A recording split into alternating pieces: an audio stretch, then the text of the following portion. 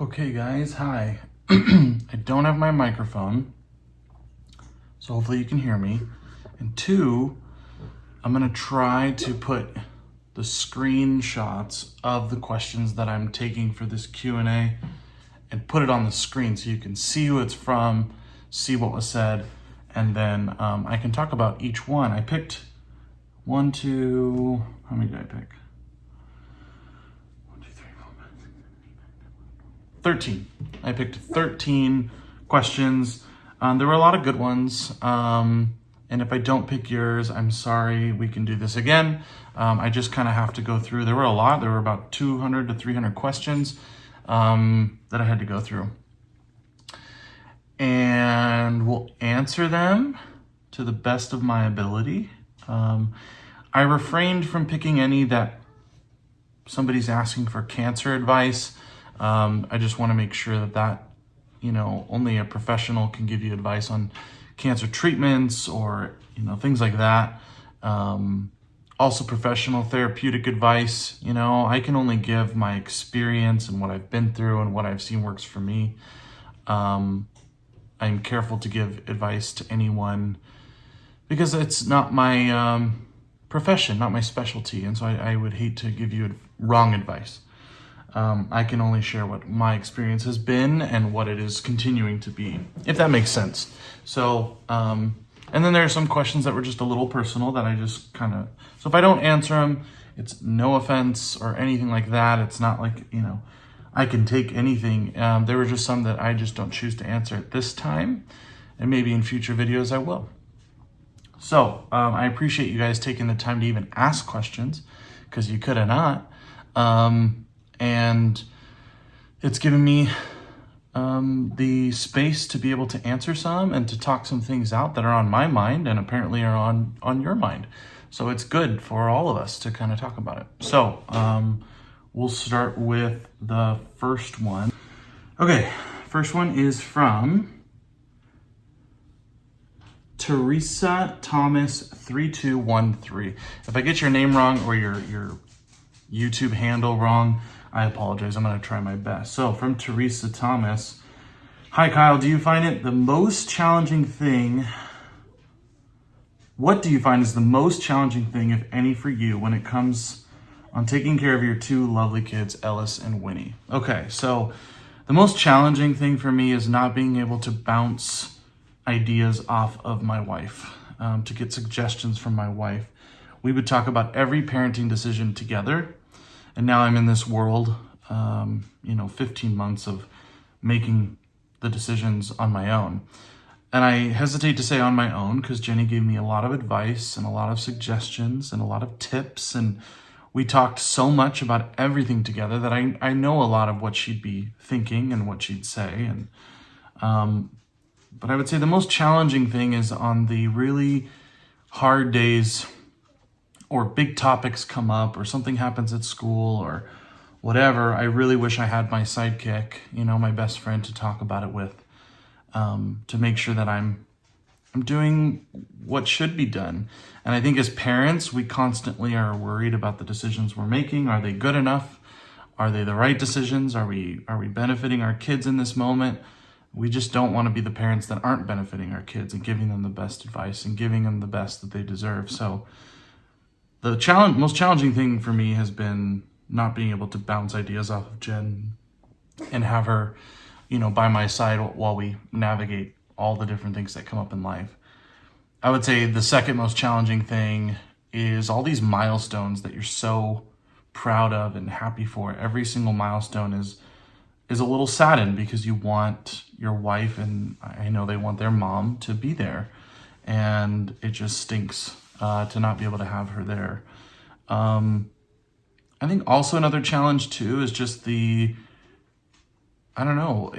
so much, in my opinion, it's a lot easier to parent in a group, in a partnership.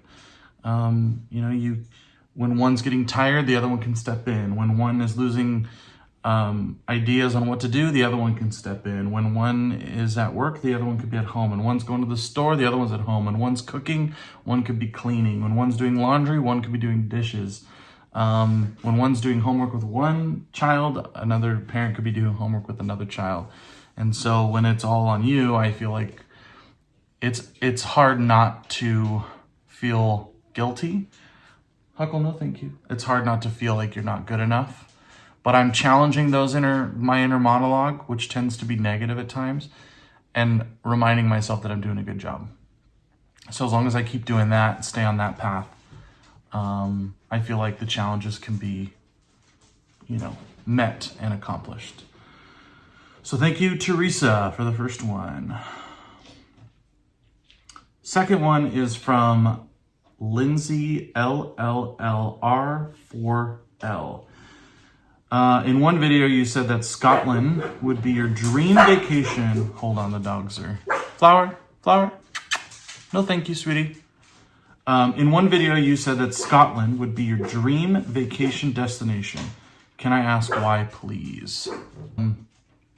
Jenny and I fell in love with the show Outlander, which takes place in Scotland. And it's all about like English, Scottish history and seeing the beauty of the country and how green it is and how lovely it looks and the old historic castles and buildings. And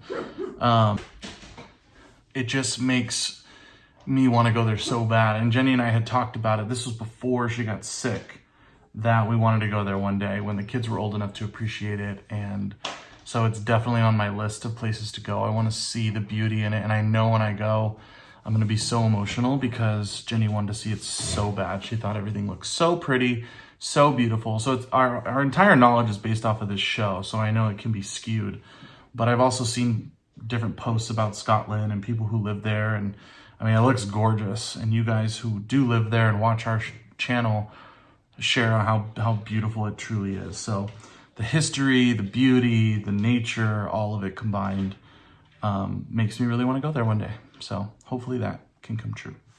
Thanks for your question, Lindsay. Next up is from Susan Tolly 6580. Are you afraid of the kids starting to forget Jen? I am. It's a very big fear of mine, and it was one of the biggest fears of Jen when she was dying. She said, please do not let the kids forget about me. She also shared that she was very terrified that when he was so young, when Jenny passed, that she would grow up and lose memories to where she didn't really have any more. I've talked to other people who have lost parents or spouses or things like that. And you still have a vivid memory of them, even if it gets a little less or you only remember bits and pieces. But the one benefit is that we have countless videos of Jenny that I can show the kids at any time, and we do. And so I feel like that obviously keeps her alive, keeps her spirit alive, keeps the memory alive. And that's one of the main reasons why she started filming, was to keep that memory alive. And I talked to another person who shared about their grief. They lost a parent when they were younger, and they don't have any videos or anything to look back on. So the fact that Jenny decided to pick up the camera and do that, I will be forever grateful. I know her kids will be as they get older and older through their life, that we forever have this platform that we can go and watch mommy whenever we're feeling like we need mom time. And as they get older, whatever they want to look back on, it's an amazing thing that we're blessed with because of her deciding to pick up the camera and start this whole thing. So I can never express my gratitude enough for her being brave enough to start this. And it is a fear that I have, and it's a fear that she had, but her videos and us talking about her all the time proves to me that it's not going to happen, but it still is a real fear that we have. So yeah. Okay. Next is from AMG Break Dancer. Does your grief become so intense that it manifests physical symptoms? So I'll start there. We actually talked about this in my grief group last week. Shortly at one point during Jenny's diagnosis and then shortly after her passing, I had some feelings in my heart that I could not deny. They were so scary feeling. So I went to the doctor, asked them what was going on. They put a monitor on my heart. They said nothing was wrong, but both times they asked me, what kind of stress are you under? It seems like a stress-induced thing. And I told them my scenario, and they were like, makes perfect sense. Be kind to yourself, be kind to your heart, be kind to your body. Eat the right foods, sleep the right amount of time, drink a lot of water, exercise, and do things that help with your mental health. I'm always working on that. I'm forever working on that. I need to get better at that still. But my heart was one thing that I felt. Other physical symptoms, complete grogginess in days. And I know part of that is because I don't sleep consistently, but where you just feel like you're in a fog, you just feel like you're just kind of a zombie going through the day. You're barely functioning. You're barely making the right decisions. You don't even know really what's going on in front of you. There are some days where I look back and I'm like, I didn't even realize I was there or what I was doing. Other physical symptoms, I know directly after she passed, just feeling sick, literal sick.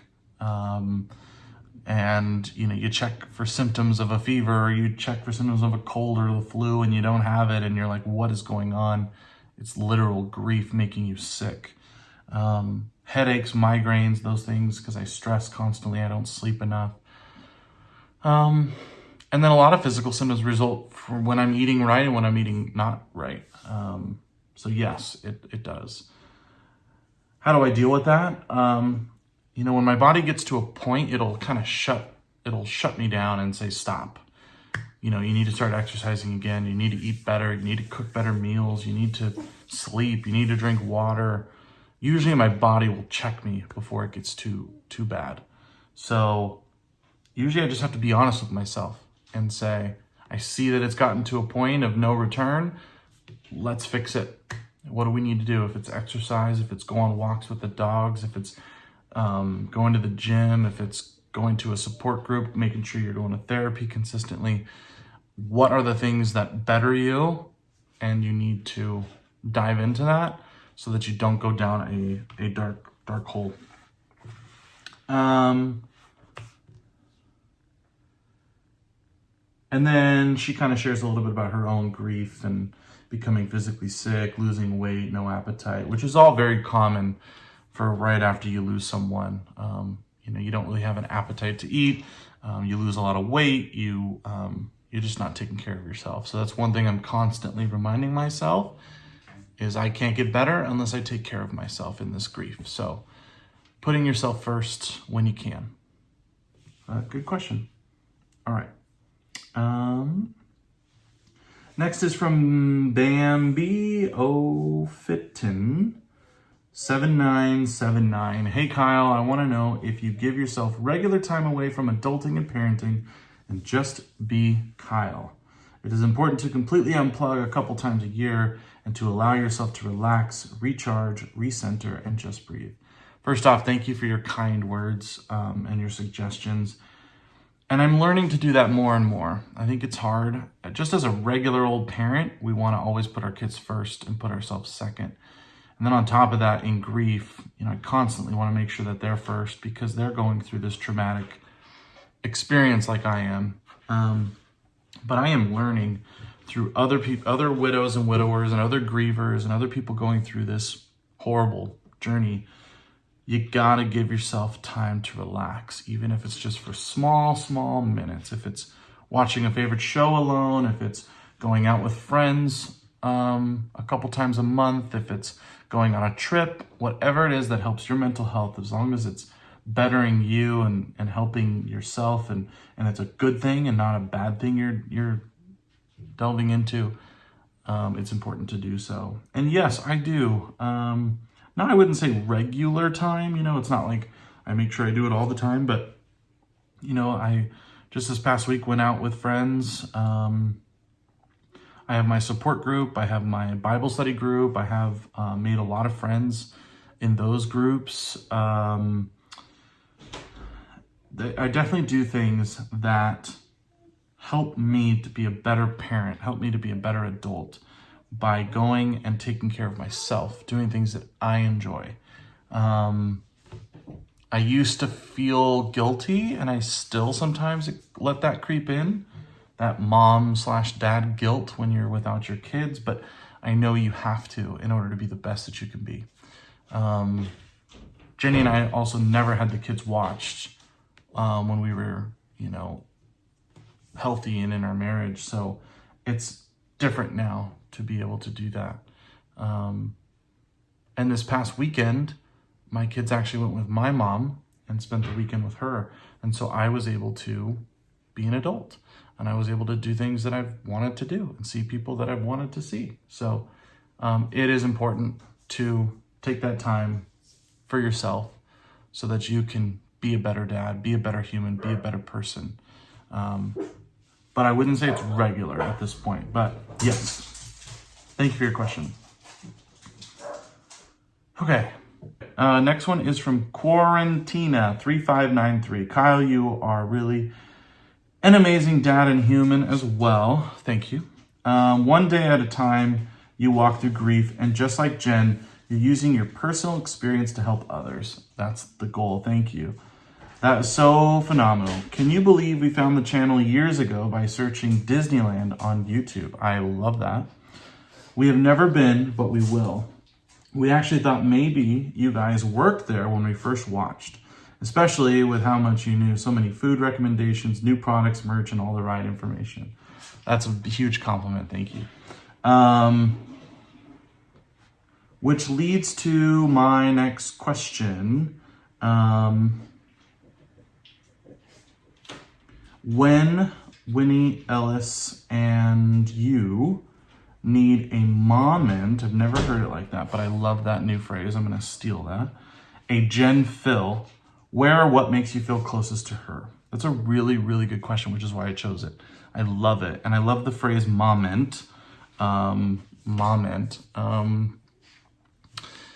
I would say whenever we need a moment, we go out into nature. If it's a hike, if it's going up to her favorite place by us, if it's going on a trail, if it's walking the dogs, if it's going to the park, something outdoors is all about mom. That's what mom liked the most. Just a quick walk to the park is something that really makes us feel connected to mom. Going on a little tiny hike, just being in nature, that was her favorite thing. And so anytime we need a moment or a Jenny Phil, I know that we go outside and we get out of this darn house. But I love that question, and thank you for asking it. I love that. But yes, Disneyland is more for me. That's not a place that makes me feel connected to Jenny, really. I mean, she did love it. She loved it partly because of me, but I know her number one place to recharge would be somewhere in nature, quiet, peaceful. All right, good question, thank you. Okay, about halfway. Bridget, B6K, next question. Hi, Kyle. One thing I've always wondered is why removal of Jenny's left lung in the early stages wasn't an option. I'm sure there's good reason for it, but I always wonder if she might have had a better chance if it was removed. Thanks and love to you and the kiddos. Okay, a couple things here. One, when Jenny found her cancer, she was late stage 3A, almost 3B, based on the amount of lymph nodes that it was affecting and the huge spot in her left lung. And there were also some questionable spots above her. Oh, maybe not. Maybe I'm thinking of later on. Anyway, when they finally did the PET scan and found out that it was stage 3A, almost borderline 3B, you're not a candidate usually for a removal of your lung because it's already done enough damage elsewhere to where you're just cutting something that's already moved around the body and it's already can spread. You can't take out the source if the source is already spread, if that makes sense. If it was centrally located and she was still stage 2, they would have removed her lung the day they found the scan and she would have been on the list. There is more and more research now that people with stage 3A, 3B, even 4, can remove part of their lung or all of their lung if they're a certain candidate, and treatment has regressed their cancer enough. And I'm trying to think. There was one of the lymph nodes that was affected was so close to her heart. Her heart was in question. There were a couple spots near where the heart is that caused surgery to be out of the question. We did meet with a surgeon at City of Hope who was willing to look at Jenny's scans and even consider her because she was so young and because, of her situation. They really tried every avenue, but she just was not a candidate. They said it would have been more dangerous to cut her open and try to remove the cancer near the lymph node, near the heart, that it just wasn't worth trying to do that. So that's why she was never a candidate for removal. They did try. We did go to multiple surgeon appointments, meet with the surgeon. She got multiple scans, multiple things, and just wasn't a candidate for it, which is unfortunate because studies do show that removal of the lung does help prolong a lot of people's life after diagnosis. Good question. Next one is from Meg Prayer Warrior 0136. How do you find all the energy to do all the things you need to do for the day when grief is so much and hard to handle? It's hard for me to find the physical energy to do things when grief all of a sudden comes rushing in. Thanks. Yeah, I couldn't relate to a comment more. It is so exhausting being a parent. It is so exhausting being in grief. It is so exhausting being sad and missing someone every second of every day that sometimes it really is hard to find the energy to do anything, to get up out of bed, to make meals, to go anywhere, to do anything. But I kind of don't get an option not to most of the time because, the kids need fed. I need to get them ready for school. I need to get ready for work, and I need to send them on their way, and we need dinner, and they need to go to their classes and all this stuff. But I am still admitting that there are days where I don't want to do any of that, and I barely get by. I get by with the bare minimum. Whatever I can do in the minimum amount, that's what I do. And that's some days. I just accept that some days I am not going to be a stellar dad. I'm just going to be a dad. And that's enough. And some days I'm superior dad, where I meal prep and meal plan, and I'm early to their practices and early to their events, and homework is organized and books are organized. And we read 4 books this week, and I listened to a podcast, and I went to bed early all week. Like, there are days and there are weeks where I'm super dad, but there's a lot where I'm just dad and I'm just getting by, and that's okay. But I do notice that when I exercise and when I eat right, I get more energy to do those things that I don't want to do. So it's all about, again, taking care of yourself first. But I do admit that there are a lot of days where I don't have the energy to do anything, but I just kind of have to. So I relate to your comments so much, and I hope that you're doing okay. All right, next. Next one is from Mandy F1168. I'll ask you a fun one since you made me start watching the damn show. Who's your favorite couple on Love is Blind right now? And do you think they will actually stay together? Thanks for asking a fun question. I appreciate you. Favorite couple, if you don't watch the show, you should watch. But my favorite couple is Ben and Sarah. I'm a little biased. Sarah is an oncology nurse. So I already know in my head she's probably an amazing human. And from the little bit you see on the show, she seems super darn kind and amazing. And so I'm already biased. And then Ben is just a sweetheart, good guy, nice, and they're just really kind people and seem to really love each other, and I like their real love. I like all the other couples too, but I don't see a lot of them staying together for long. Maybe Joey and his girl, Monica. Joey's the one with long hair. He's super nice too. But I feel like Ben and Sarah could really last, and I feel like the others maybe not so much. I hate to say that, but thanks for asking a fun question. Okay, next one is from Little Red Bender. Is keeping the channel going helpful for you as you move through grief? I know it's something Jenny wanted you to keep doing, or at least I remember her saying that in a video, but is it helping you? Or does it feel more like a burden or a chore to keep doing because you said you would? It's an amazing question. It definitely helps me overall, 90% of the time. reading your guys' kind comments, being able to talk it out here on the camera is like therapy for me. Being real with you guys, sharing my experiences, running into people in the world who say they learn so much from our videos, they learn from my wife, they learn from me. I love it. There is a percentage that feels a little overwhelmed at times. And I know you guys have said countless times, you don't have to film, you don't have to get up a video this week, you don't have to do anything. And I really take that to heart, because there are some times in some weeks, like I haven't posted in a week. This is the first video in like 5-6 days where I'm just tired and I can barely get by, and I'm doing this, that, and the other thing. I don't have time to edit a video. So sometimes, very small amount of times, it does kind of feel more of like a thing I have to do as opposed to a thing I want to do. I would never say a burden or a chore, but there are times where it feels like almost like a job where I'm like, whew, I gotta get this done. If I don't get this video edited or, uploaded, then I'm not being consistent, and I want to be consistent. But it's all me. I'm the one who puts the pressure on myself. I'm the one who wants to get a certain amount of videos out. So it's none of you guys. It's not YouTube. It's nothing. It's just me wanting to put that pressure on myself. But I still thoroughly enjoy making videos. It's fun for me. It's an outlet for me.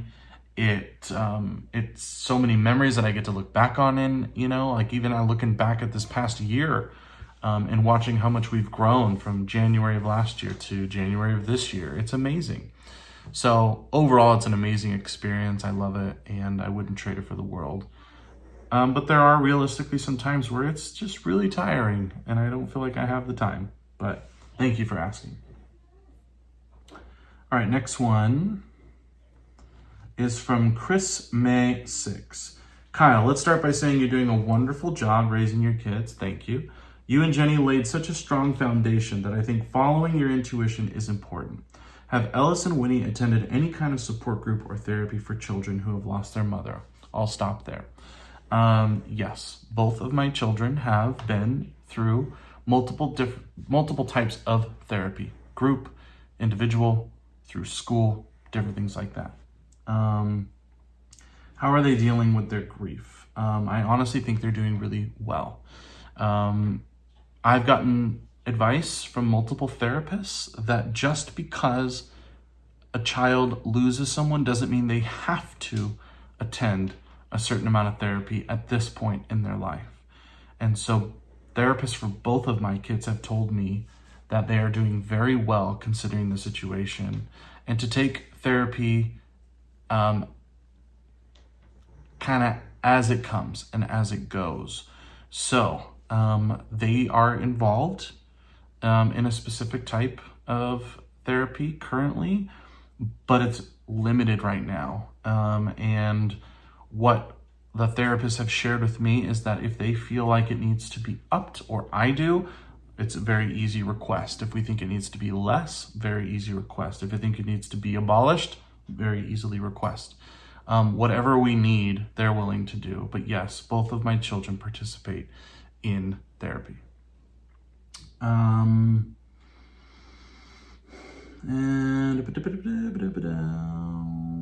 the rest is just a nice, comforting word. So I appreciate you very much. Okay, next.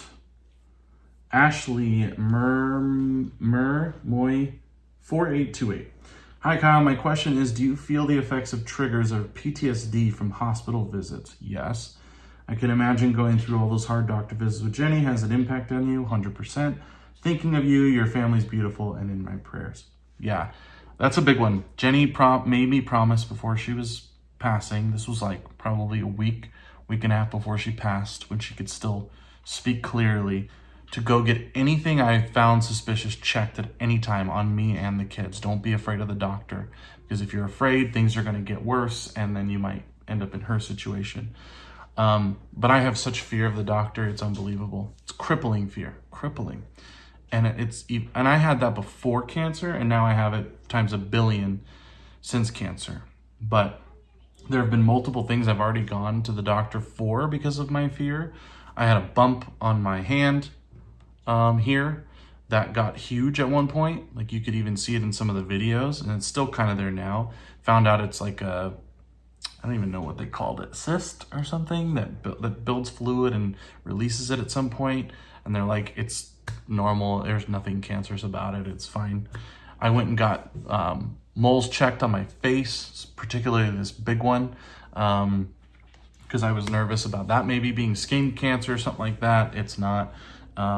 So I definitely have a lot of PTSD from everything that Jen went through, but her words kind of forced me to go to the doctor even though I don't want to.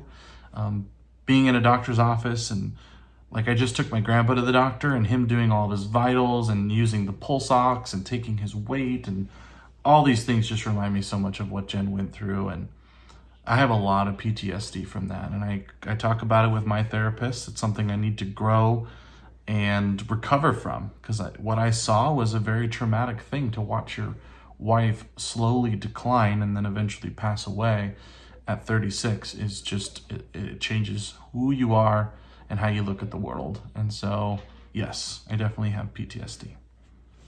Good question.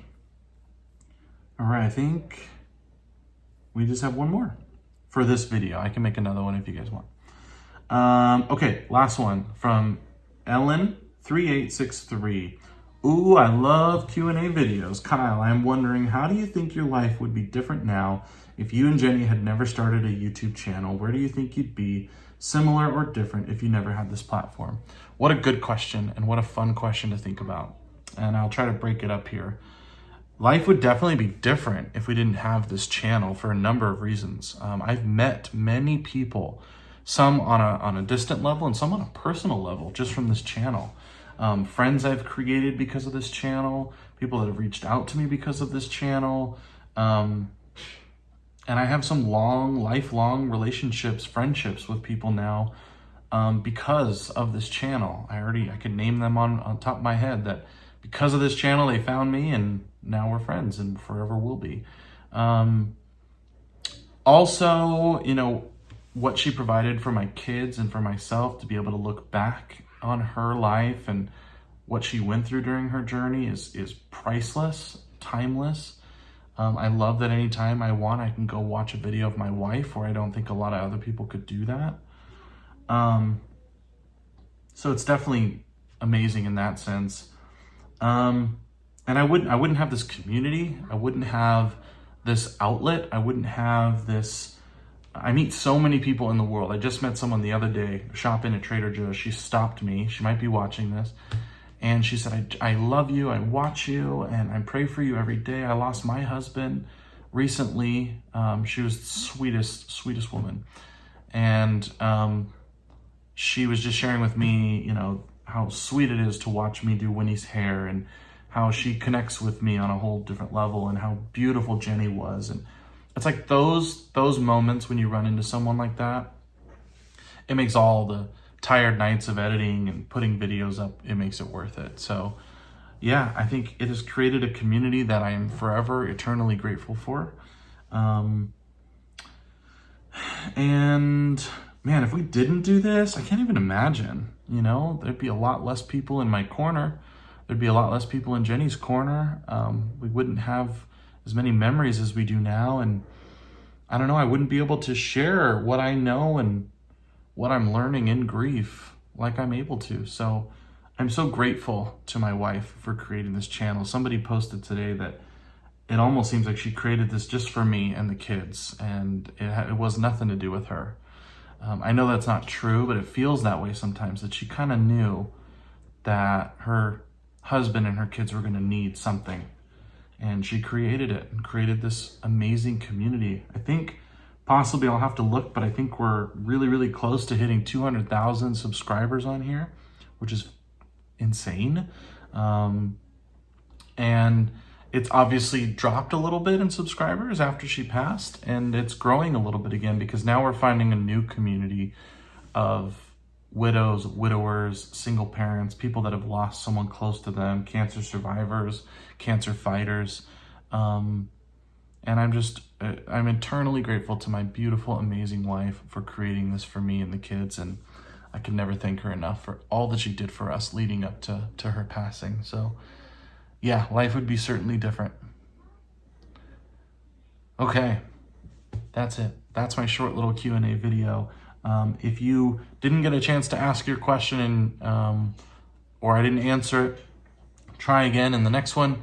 It was a lot to go through, and I went through just some of the lighthearted ones, and we'll go from there. But I appreciate you guys listening, and I'll see you in the next video. Thanks for listening.